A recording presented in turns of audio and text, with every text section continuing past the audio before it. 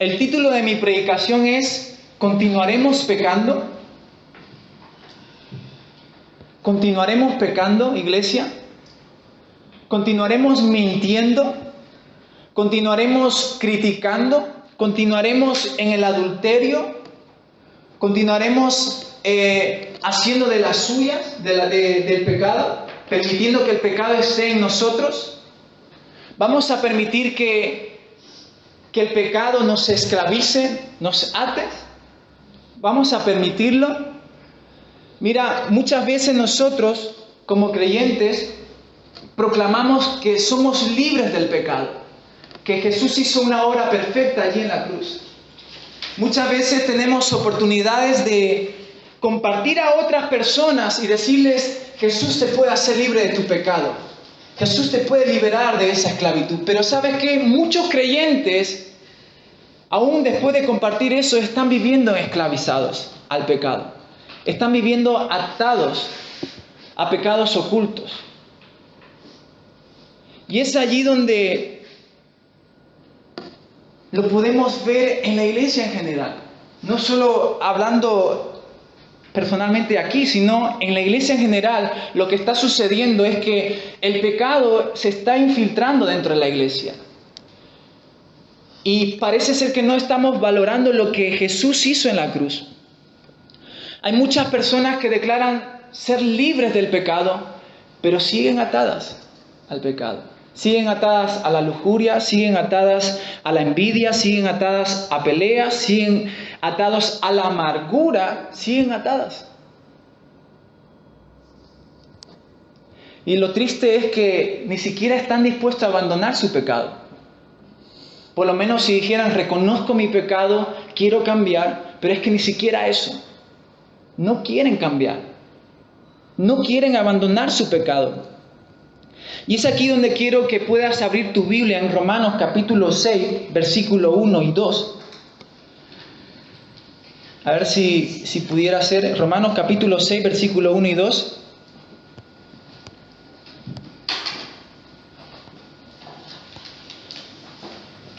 Ahí vamos a encontrar algo que el apóstol Pablo hace una pregunta y también responde a algo. ¿Lo tenemos?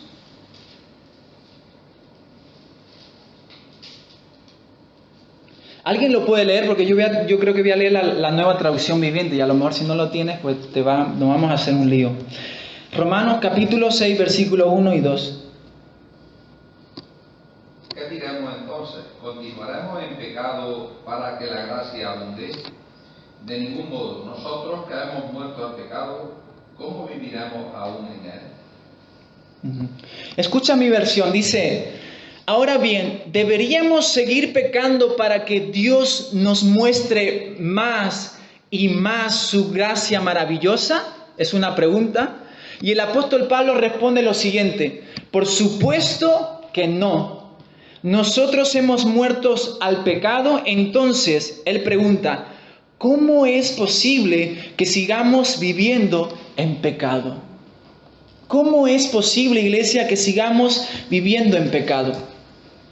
Iglesia, hemos desvalorizado o hemos corrompido realmente lo que significa o lo que representa la gracia de Dios.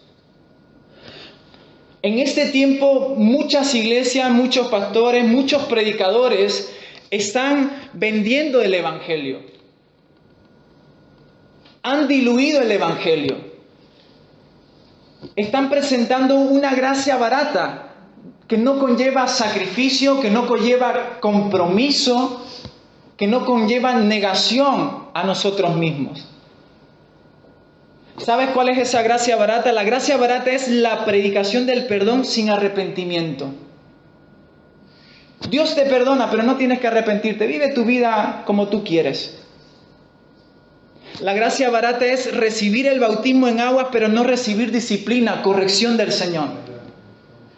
Es decir, bueno, quiero disfrutar de este evento, ¿no?, precioso, el bautismo en las aguas, pero luego no quieren recibir corrección, luego no quieren recibir disciplina del Señor. La gracia barata es la gracia sin la cruz, sin negarnos a nosotros mismos.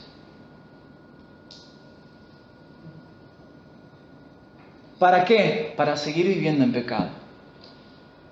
Déjame decirte que en YouTube vas a encontrar muchos predicadores que hacen esto. Y te pido que no los escuches. Porque ese no es el verdadero evangelio. El verdadero evangelio es negarnos a nosotros mismos, tomar nuestra cruz y seguir a Cristo. La obra del Señor fue tan grande que no podemos desvirtuarla, no podemos corromperla. Hay muchas frases que nos han hecho mucho daño, iglesia. Frases como, bueno, nadie es perfecto, todos somos pecadores, de alguna manera u otra todos fallamos, así que nada, voy a pecar. Y eso se nos ha infiltrado en nosotros, nos ha corrompido la mente y ya no luchamos contra el pecado. Ya decimos, bueno, no pasa nada por pecar, no pasa nada por fallar. Pero no sabemos que cuando permitimos que el pecado entre en nuestras vidas, su poder es destructivo. Corrompe una vida. Corrompe relaciones, corrompe familias, corrompe todo lo que está a su alrededor. Y el punto es que muchas veces no tomamos el pecado en serio. Esa es la triste realidad. No tomamos el pecado en serio. El pecado nunca muere por sí mismo. Pensamos que un día pues dejará de que ya no va a estar en nuestras vidas. Pero no es así. Sino que si no lo quitamos, si no lo destruimos, el pecado se va a sentarse en el trono de nuestras vidas. Y va a ser de las suyas.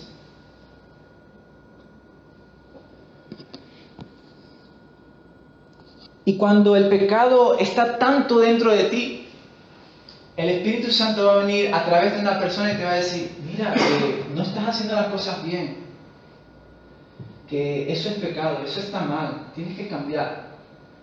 Y cuando alguien te venga a decir eso, te va a decir, anda hombre, o nos enfadamos, o no le hacemos caso, nos molestamos, que yo no estoy tan mal, yo no soy tan pecador, hay otros que son peores que yo. Y cuando no vemos nuestro pecado, es lo que yo decía antes, es porque estamos en oscuridad. No puedes ver tu pecado. Hay personas literalmente que están en pecado y no ves que están en pecado. Hay otras personas que están en pecado y sí saben que están fallando, pero no quieren cambiar. No quiero abandonar mi pecado. Y esa es la triste realidad que estamos viviendo. Ahora, Dios ha dado su gracia, Dios ha hecho una obra perfecta en la cruz, nos ha dado su Espíritu Santo que por medio de Él podemos tener victoria contra el enemigo, Él nos ha dado las herramientas suficientes para poder vencer el pecado, pero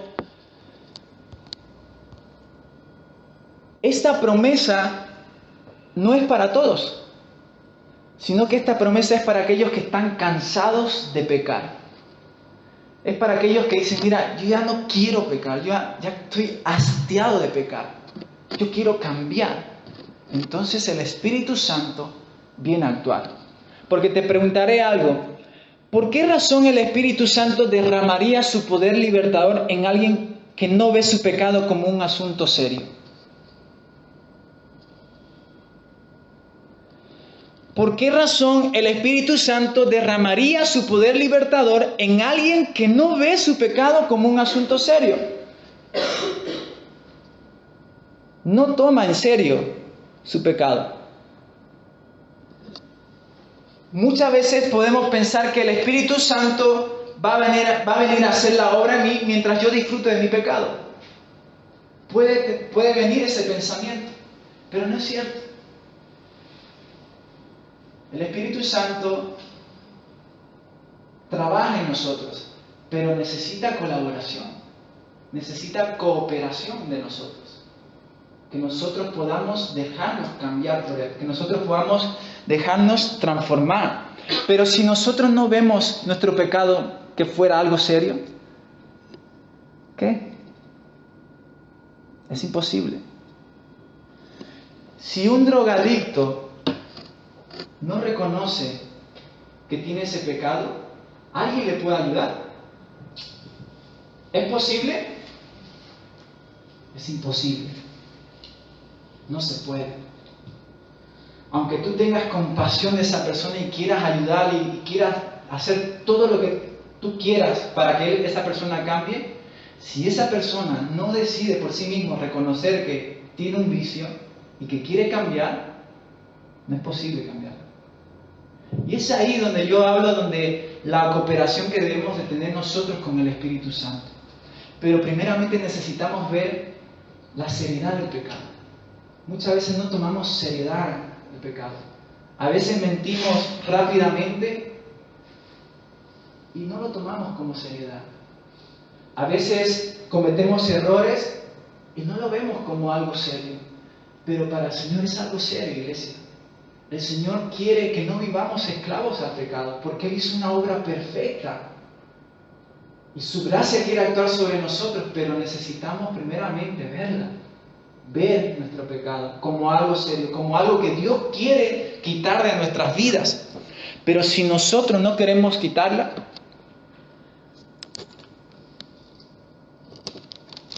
seguiremos en ello. Necesitamos preguntarnos a nosotros mismos, ¿por qué continúo en mi pecado? ¿Por qué mi pecado me tiene atado? ¿Por qué no puedo ser libre de ese pecado? ¿Por qué no puedo?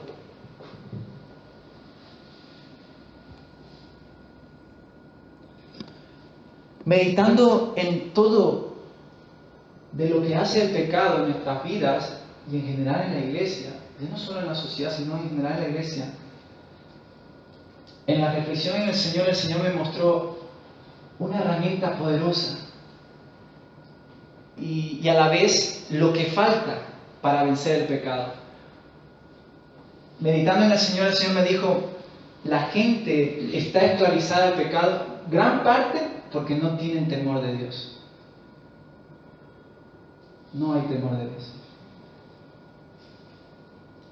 La gente sigue viviendo su vida en pecado y lo permite una y otra vez porque no hay temor de Dios. Y me gustaría que pudiéramos leer Jueces capítulo 17, 6, que habla específicamente sobre esto. Jueces 17, 6.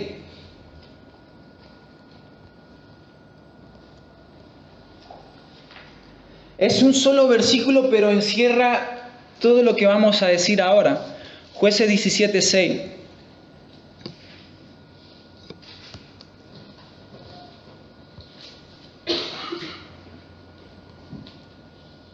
¿Puedes ir preparando el vídeo, Hannah?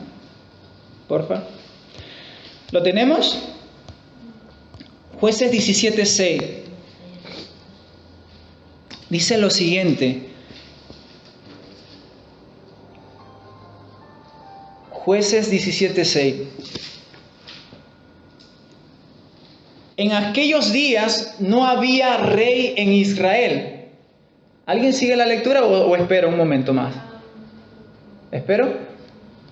¿Sí? ¿Lo tenemos? Vale. Dice, en aquellos días no había rey en Israel. Cada uno, ¿qué dice? Cada uno hacía lo que bien le parecía. Sencillo. ¿Qué significa cada uno hacía lo que bien le parecía? Hacía lo que le daba la gana. ¿Y eso qué representaba? Que no había temor de Dios. Vivían en maldad, vivían en pecado, pero no había temor de Dios. Y fíjate, justo en este texto hubo un periodo de tiempo en la historia del pueblo de Israel entre la muerte de Sansón y el ministerio de Samuel, antes de que eso sucediera, que fue marcado por una de las etapas del pueblo de Israel más desastrosa de toda su historia. No había rey, cada uno hacía lo que bien le parecía, es decir, no había temor de Dios. ¿Y sabes lo que sucedió en ese tiempo? Si tú lees entre el capítulo 17 al 21 de Jueces, yo lo leí y me quedé, impactado por la barbaridad que había allí. Dice que en aquel tiempo fue marcado por violaciones a las mujeres, hombres que tenían deseo de tener relaciones sexuales con otros hombres. Fue un tiempo de desorden, un tiempo de injusticia, un tiempo de robos. Los hijos le robaban a los padres, de asesinatos, de idolatría, de corrupción religiosa y espiritual. Una barbaridad. Yo cuando leía hasta no tenía ni ganas de leerlo. Pero ¿sabes de quién estaba hablando? Del pueblo de Israel. No eran pueblos paganos. No eran pueblos que no conocían a Dios. Era el pueblo de Israel. Yo me hacía la pregunta, ¿era el pueblo de Dios? ¿Y estaba haciendo estas cosas?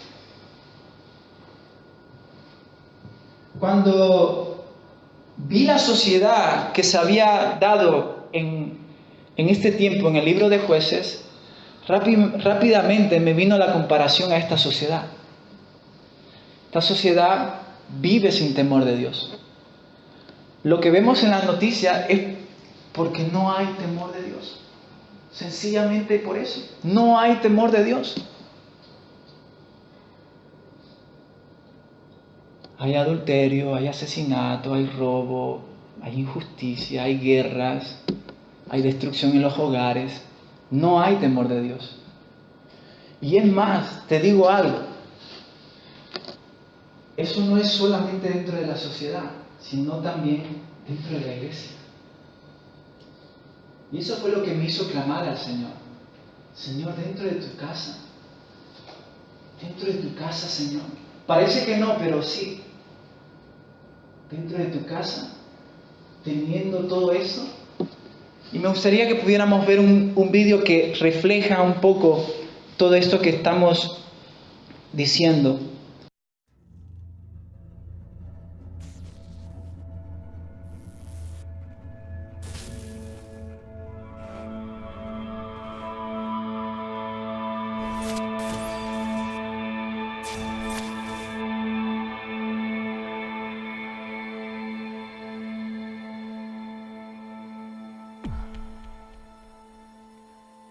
Hey. You doing your homework?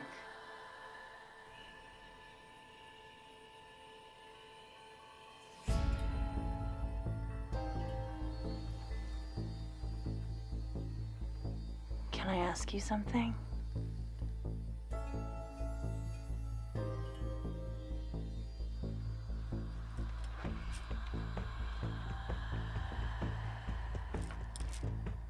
Do you think I'm pretty?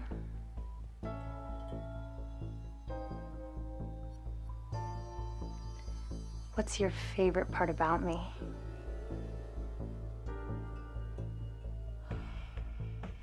Do you want to see more?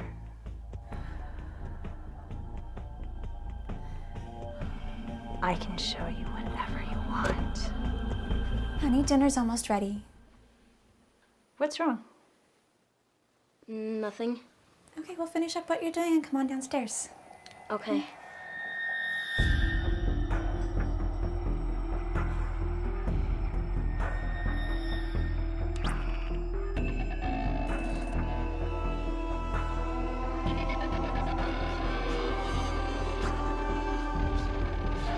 ¿Qué es lo que estás viendo?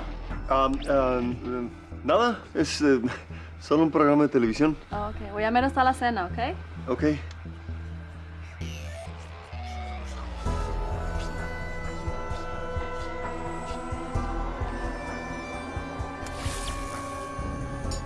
Hana, tulungan mo ako maghain sa hapagkainan, ha? Opo. Felipe, la cena está lista. Come on, it's dinner time.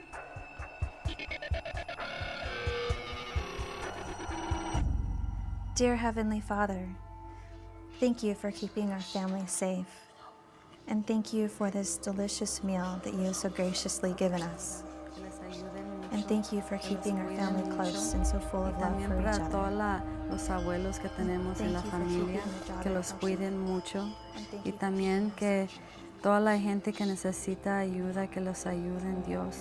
Y también para esta familia bien especialmente, Na binasbasan para ninyo ako todos. ng En el nombre mapagmahal del na asawa Padre. at dalawang mabuting anak na pinagkaloob ninyo sa akin.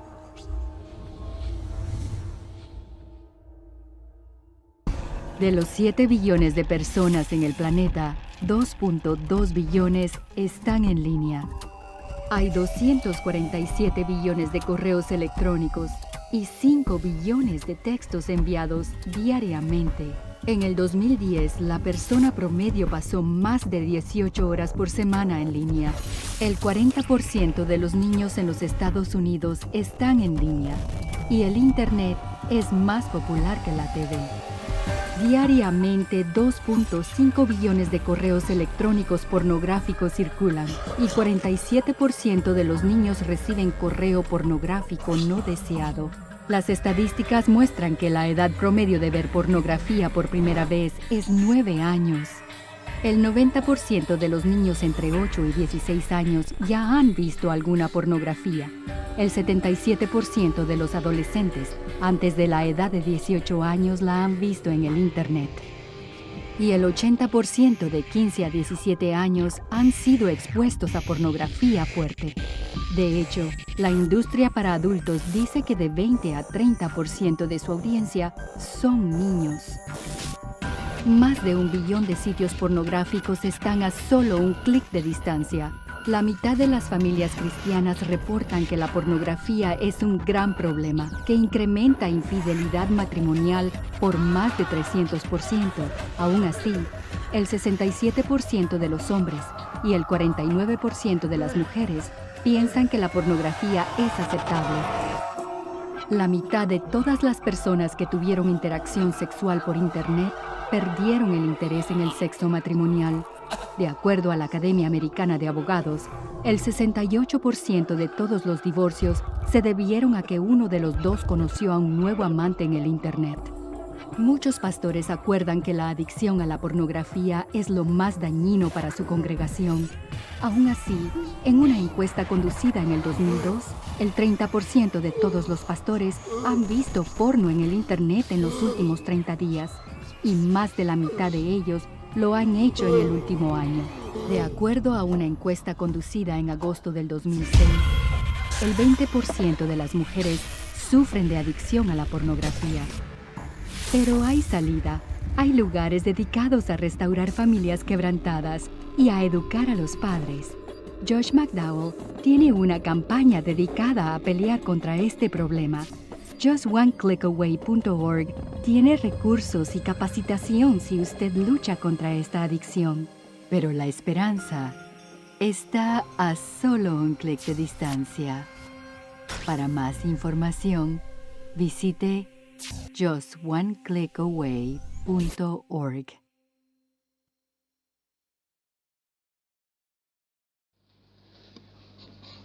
Tristemente, este vídeo presenta una realidad cruda que no solamente se está dando en la sociedad, sino que se está dando en la iglesia. Habéis visto las estadísticas, ¿verdad? Un poquito. Y es muy triste, pero es así. ¿Por qué? ¿Por qué sucede esto? Porque no hay temor de Dios. Vivimos en una sociedad donde no hay temor de Dios. Y si no hay temor de Dios, cada uno hace lo que bien le parece. Y el pecado hace de las suyas. Cuando no se trata seriamente al pecado, el pecado poco a poco va encadenando una vida hasta atarla completamente. Y es necesario que la iglesia debe reaccionar ante esto. Por eso, ya sabemos cómo el pecado trabaja, más o menos sabemos. Por eso es necesario que vivamos en luz. Que las tinieblas no estén en nuestras vidas, que las tinieblas no estén en nuestro hogar, en nuestra familia, sino que haya luz en nosotros. Que haya amor, que haya misericordia, haya gracia, que haya esa compasión de querer ayudar, de no solo señalar o juzgar en el caso que fuera el tema de la adicción de pornografía, pero no me quiero centrar en eso, solo me quiero centrar en que es un pecado más, pero igual que es un pecado más, hay muchos otros tipos de pecados que también están haciendo daños y que necesitamos verlo como algo serio. Por eso mi deseo de alguna manera en estos últimos minutos de la palabra, quiero hablarte sobre el temor de Dios. Considero que es un tema relevante para este tiempo. ¿Sabes por qué? Porque yo personalmente no lo he escuchado. Durante este tiempo no he escuchado. He ido a congresos, he ido a muchas otras iglesias y no he escuchado nada sobre el temor de Dios. Y creo que es importante, no solamente para los jóvenes, sino también en general para toda la iglesia, hablar sobre el temor de Dios. Es una herramienta poderosa que el Señor ha puesto en nosotros, ¿no? Y me gustaría que pudiéramos buscar nuestra Biblia en Proverbios capítulo 16. Vamos a leer unos 2 o 3 textos bíblicos que hablan sobre el temor de Dios. Vamos a hablarlo y luego ya estamos terminando. Proverbios capítulo 16, versículo 6. ¿Alguien lo puede leer? Con misericordia y verdad se corrige el pecado, y con el temor de Jehová los hombres se apartan del mal. ¿Con qué nos vamos a apartar del mal, según este texto? Con el temor de Jehová. ¿Qué es lo que nos hace apartarnos del mal? El temor de Jehová. Hay otro texto ahora en Proverbios 14. Pasamos al 14, 27. Proverbios 14, versículo 27. ¿Alguien lo puede leer también? El temor de Jehová es manantial de vida para apartarse de los lazos de la muerte. Sencillo, pero creo que muy claro. Dice en este versículo, parece ser que el temor representa a un manantial de vida. El temor de Dios es un manantial de vida que nos hace apartarnos de los lazos de la muerte y de la esclavitud del pecado. Ahora, iglesia, el temor de Dios es muy importante para nosotros. ¿Qué significa el temor de Dios? ¿Cómo podríamos definir de forma sencilla? Me gustaría definirlo como es tener en cuenta a Dios en todo lo que haces. Temor de Dios es tener en cuenta a Dios en todo lo que haces. Y eso no solamente tiene que ver en cuanto a una tentación de pecado, sino en general en nuestra vida como creyentes, tener en cuenta a Dios en todo lo que haces. Cuando tú temes al Señor y tienes que tomar una decisión importante, ya sea de tu trabajo, ya sea en tu casa, en el hogar, ya sea a nivel personal, cuando tú temes al Señor, tú vas a buscar a Dios. No vas a tomar tu decisión rápidamente o a la ligera, porque tienes temor de Dios. Cuando tú temes al Señor y tienes un problema, tú no lo vas a resolver según tu forma de pensar, sino que porque temes al Señor, vas a ir al Señor y vas a decir, Señor, yo necesito tu respuesta en cuanto a este tema. Y mi respuesta quizás es otra diferente, pero porque temo a Dios, porque quiero que Dios esté en cuenta en mi vida, en todo lo que yo hago, yo voy a poner delante del Señor en todo eso. Cuando debo de comprar algo en las cosas prácticas cotidianas, iglesia, cuando debo de hacer algo de trabajo, comprar algo, lo que fuese, temor de Dios, que caminemos en ese temor de Dios. Que tengamos en cuenta a Dios. Y ese es el punto importante aquí.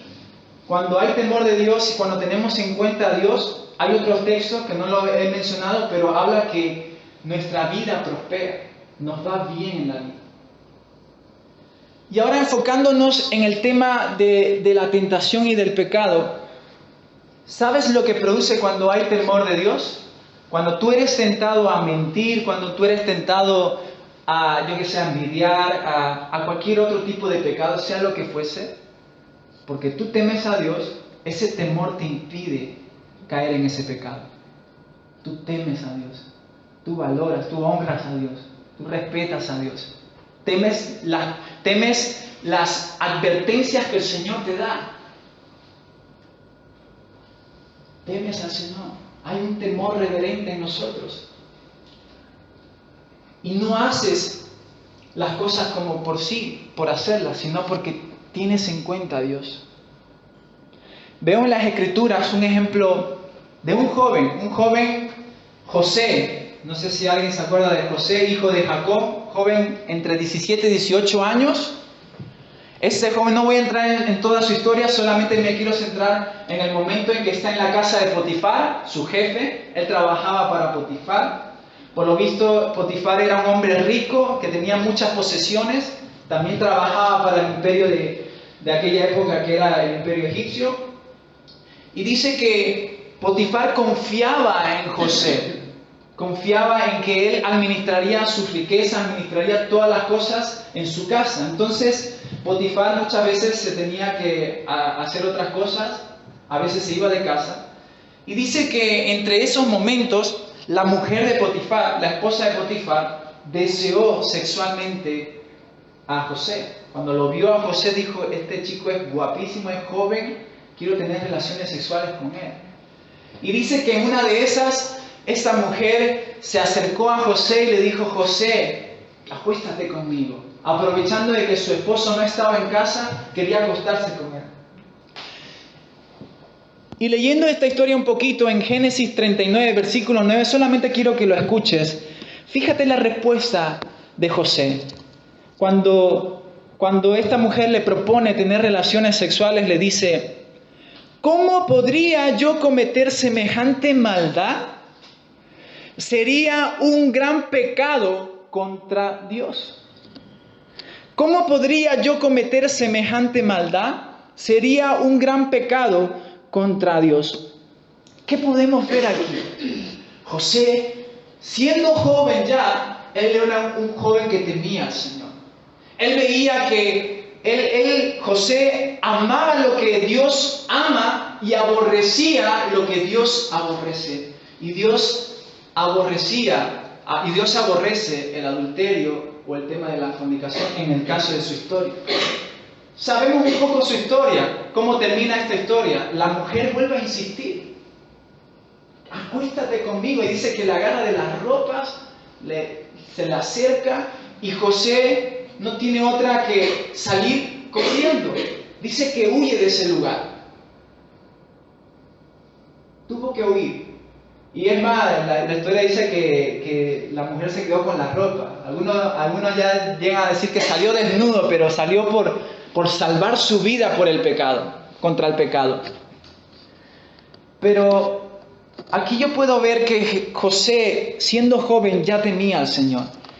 Y hay un proverbio precioso también, en Proverbios 8:13, dice, el temor de Jehová es aborrecer el mal, el orgullo y la arrogancia, el mal camino y la boca perversa, aborrezco.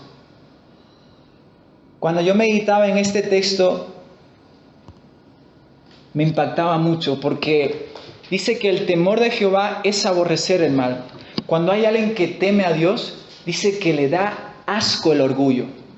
Le hastía la boca perversa que habla solamente maldad. Le da asco. No a la persona, sino el pecado de la persona, sino la maldad que hay en sí. Yo con esto puedo entender que José tenía eso. Aborrecía la maldad porque Dios aborrece la maldad.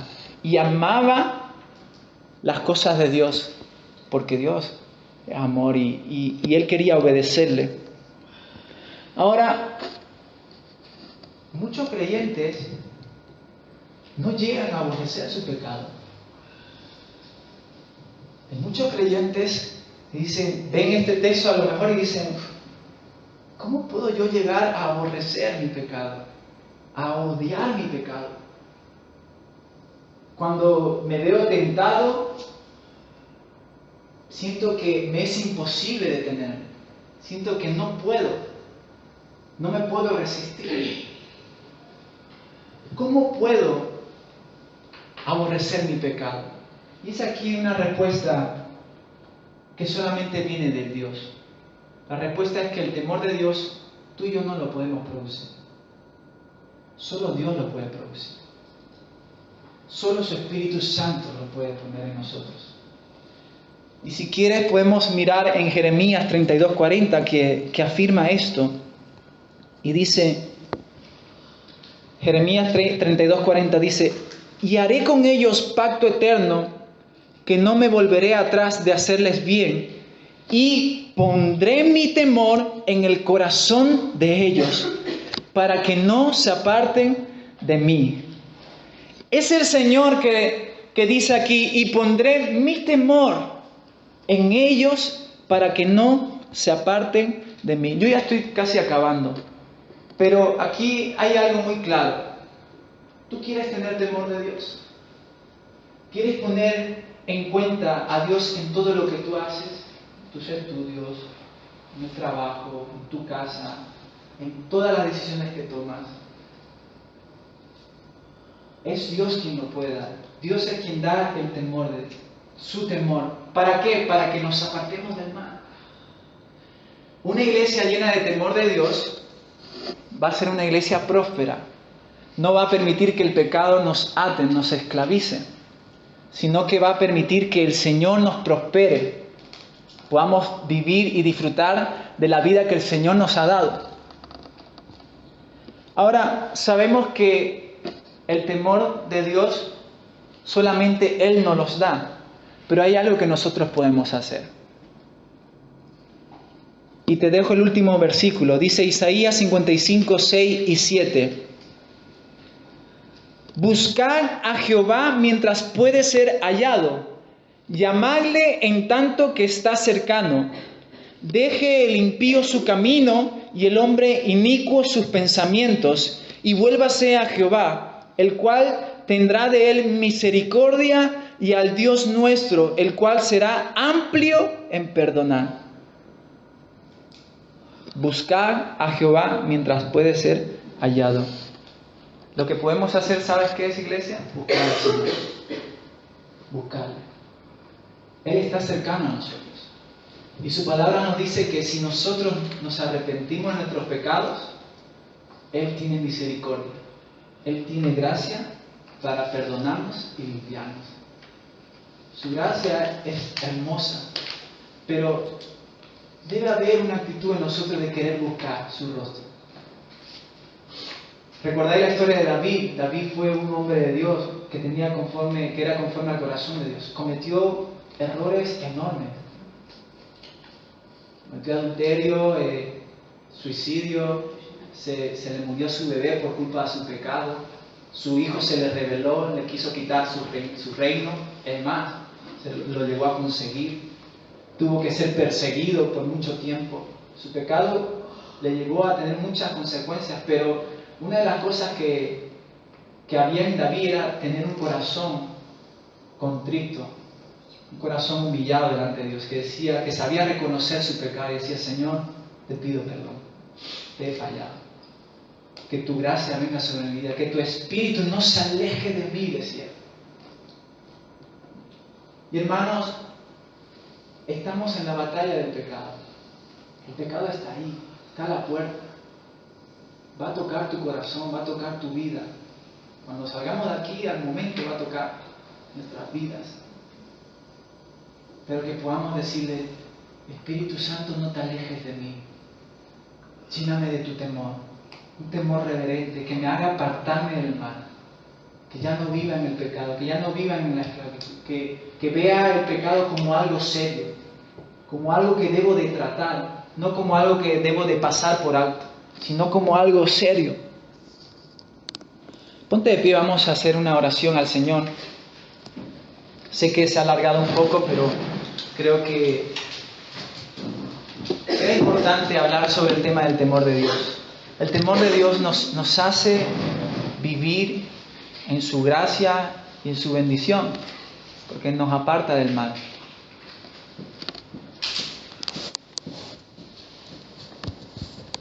Si tú realmente quieres que tu pecado no reine en tu vida, pídele por unos minutos al Señor y dile: Señor, quiero tu temor. Yo sé que solamente tú me lo puedes dar, solamente sé que viene de ti, pero mi anhelo es tener temor tuyo, que me haga apartarme del mal, que me haga vivir conforme a tu voluntad. Habla por unos minutos con el Señor. Te queremos a ti, Señor, queremos tu temor. Que podamos ver, Señor, que el pecado es algo serio, Señor, y que debe ser tratado en nosotros, Señor.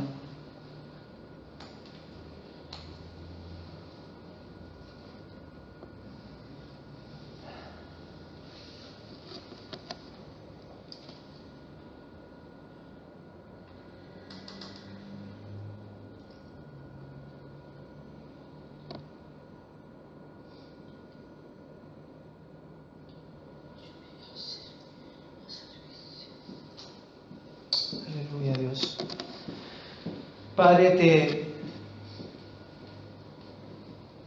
te necesitamos, Señor. Necesitamos, Dios, de que podamos tener, Señor, ese temor, Señor, tuyo, Dios, en nuestras vidas, Señor. Queremos buscarte mientras podamos hallarte, Señor. Y ese es un tiempo, Dios, donde podemos acercarnos a ti, Señor. Y mi deseo en esta mañana, Señor, es que tú vengas a inundar nuestro corazón con tu temor, Señor. Ese temor, Señor, que nos hace apartarnos del mal. Ese temor que te pone en primer lugar a ti, Señor. Te pedimos, Señor, que tu temor venga a nuestras vidas, Señor. Inúndanos de ti, Señor. Queremos que tú produzcas en nosotros el querer y el hacer, Señor, por tu buena voluntad, Señor. Te pedimos, Dios, que arranques de nosotros, Señor, toda mancha de pecado, Señor.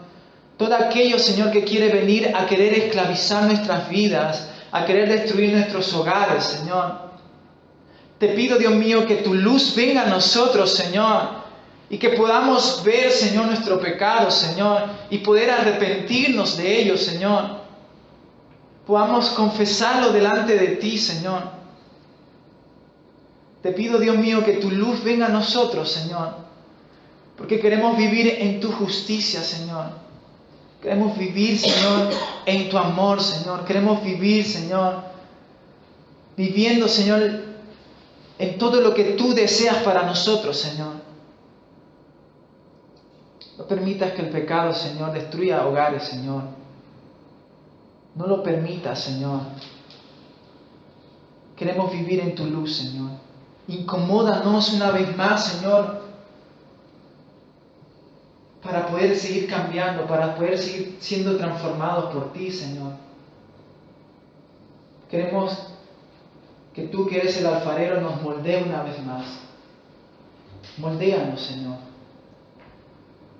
Haz tu obra, Dios. Moldéanos, Señor. Haz tu obra en nosotros, Rey. Te lo pido, Señor. Bendice tu iglesia, Señor.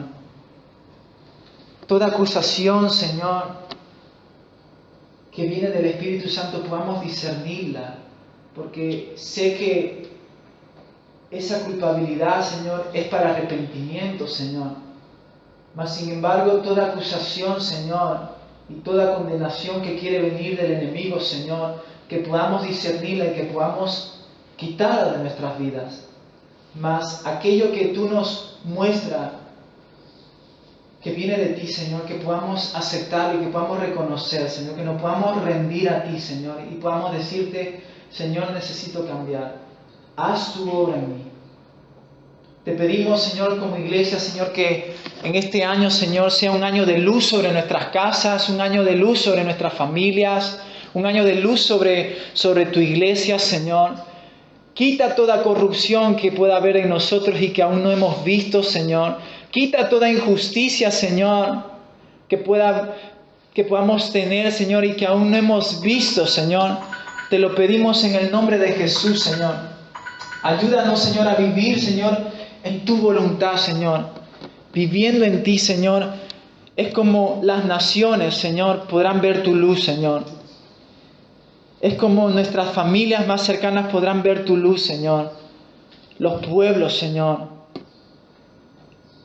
La gente desea ver justicia, Señor, y que podamos quitar, Señor, de nosotros todo altar de ídolos, Señor, toda idolatría, Señor, sea destruida de nuestros corazones, de nuestros hogares, Señor, y que solamente seas tú el Señor de nuestras vidas, Señor. Te lo pedimos en el nombre de Jesús, Señor. Gracias, Señor. Gracias, Señor, que podamos retener tu palabra y que tu Espíritu Santo nos pueda seguir enseñando y corrigiendo, Señor. Te lo pedimos en el nombre de Jesús. Amén, Dios. Amén.